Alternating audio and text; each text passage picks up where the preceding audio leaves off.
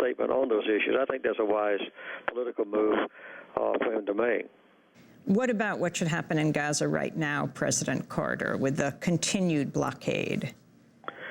Well, I think that what Hamas has always wanted in my dealings with them and in their public statements is just one thing, basically, and that is to open up supply routes in the closed border going into Gaza through the enormous wall that surrounds Gaza so that food and water and medicine and fuel can go into the 1.5 million people. When Israel was in control of Gaza before before 2005, the average amount of fuel and so forth going in was 750 truckloads a day for 1.5 million people. But the Israelis have never been willing to go more than 15% or 25% of that, which means that, in effect, the Gazans are either starved to death or they have to bring in food and so forth in the tunnels that go from Gaza out into Egyptian Sinai Desert region. Former President Jimmy Carter has written a new book. It's called We Can Have Peace in the Holy Land. We come back from break. We'll go back to the interview. Stay with us.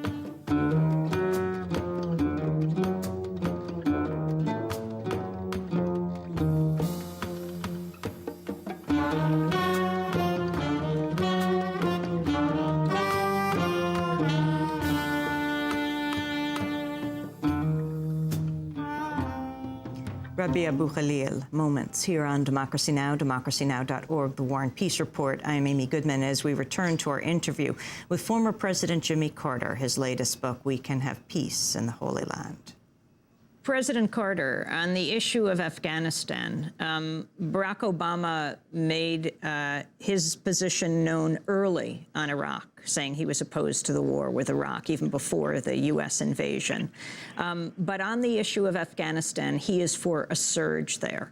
On Democracy Now!, we just interviewed the attorney, Sharif Bassiouni, who was the UN investigator, human rights investigator in 2005, after he came out with his report very critical of the U.S. military, saying it committed human rights abuses. He was fired as the investigator under pressure from the United States. His assessment is that war is not the answer. What is your assessment, President Carter? Well, that's one area that I think I would disagree with Obama as far as a surge that would lead to more intense bombing of Afghan villages and centers, and the heavy dependence on military. I would like to see us reach out more to be accommodating and negotiate with all of the factions in Afghanistan. I noticed that Obama is also much cooler in his assessment of President Karzai than was George W. Bush, and knows that he's not been effective. He's basically just governed right around the capital city, and his brother is well known to be one of the major drug dealers. So I think that to reach out to offer a hand of friendship or accommodation, not only to the warlords, but even to those radicals in the Taliban who are willing to negotiate, would be the best approach, than to rely exclusively on major military force. And I don't think there's any doubt that General Petraeus and others that have made the assessment over there are telling Obama that this is a much more serious problem than was previously thought, and also that a major surge, as was accomplished in Iraq, would only be effective if you could get the ones who are now opposed to U.S. forces to change their position and be more accommodating to our presence, and with a future glimpse of when the United States occupation would expire. So are you opposed to a surge in Afghanistan, President Carter? Well, if it's a surge of a military nature only, then I would be opposed to it. But I'm not convinced that that's what Obama wants, and I'm not convinced that that's what General Petraeus and others are recommending. I'm not privy to their secret assessments that have been now shared between them and President Obama. Right, but just the fact on that issue of the military, they're clearly calling for tens of thousands of more soldiers to go into Afghanistan. Do you see a parallel with what happened in Iraq? Some, but I think if the soldiers going in there are mainly to maintain order and to reach out to the people in an accommodating way, that's one thing. If the soldiers are going in there to greatly escalate our military attacks, then I think that would be a mistake. Do you think cutting aid to Israel would be a way to achieve Middle East peace? No, I don't. That has been done in a couple of occasions. I did it once when I was in office when Israel made an unwarranted invasion of Lebanon, in my opinion. And I notified the Prime Minister of Israel at the time that this violated U.S. law in that our sale of weapons to Israel was predicated on Israel using the weapons for defensive purposes only. That's the present U.S. law and was then. And so they withdrew from Lebanon under that pressure. When George H.W. Bush was in office, he witnessed the escalation of Israeli settlement building in a major settlement area between Jerusalem and Bethlehem. That's only a distance of about 6 miles, by the way. And he actually withheld several hundred millions of U.S. aid money to Israel.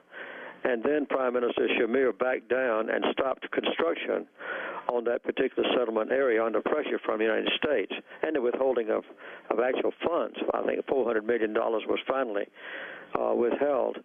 And so, but as soon as George H.W. Bush went out of office, the settlement was recommenced, and it's now been basically completed. So on two occasions, that was done in the past, but I don't see that that's a fruitful way to threaten Israel with withholding of funds. We give Israel about $10 million in aid each day, and that's a lot of money. But I think we feel obligated to do it, and I wish that we would give an equivalent amount of aid to the suffering Palestinians. Has President Obama sought out your advice on the Middle East, President Carter? You've met with him several times. Not directly. When he heard that I was going to, I notified him that I was going to the Middle East in December, that I would be meeting with the Lebanese, who are going to have an election on the 7th of June, which the Carter Center will probably monitor. I also told him I was going to Syria, a nation with which we do not have diplomatic relations, and then I was going to meet with Hamas leaders and others. He asked me to make a report to him after I came back, which I did. So the night before the 5 presidents met in a highly publicized meeting in the Oval Office and the White House, I met with President Obama, President-elect Obama then, quite extensively. My wife was in the room taking notes, and David Axelrod was the only other person in the room taking notes. He never did comment. So just the 4 of us. And I told him about all the work of the Carter Center, and most of his questions that took up more than half the time was about the Middle East. It was at that time that I gave him the only copy of my new book that I had, which I had just read over to make sure it didn't have any mistakes in it. Helen Thomas, who questioned you when you were president, now is questioning the 10th president that she has covered as dean of the White House Press Corps. President Obama asked President Obama, do you know of any country in the Middle East that has nuclear weapons? He evaded that question. That's interesting. Helen Thomas is one of the best reporters that ever served in the White House.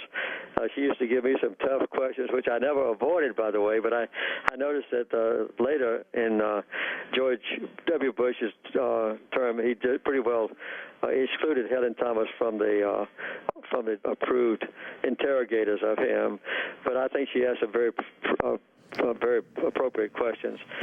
Well, she was clearly alluding to Israel. Do you think the Middle East should be a nuclear-free zone? I would like to see it nuclear-free. There's no doubt that Israel does have a large nuclear arsenal. This has been known ever since before I became president, and even Israeli leaders have said publicly that this is true. President Carter, thank you very much for joining us. I've enjoyed talking to you. Thanks very much. Bye-bye.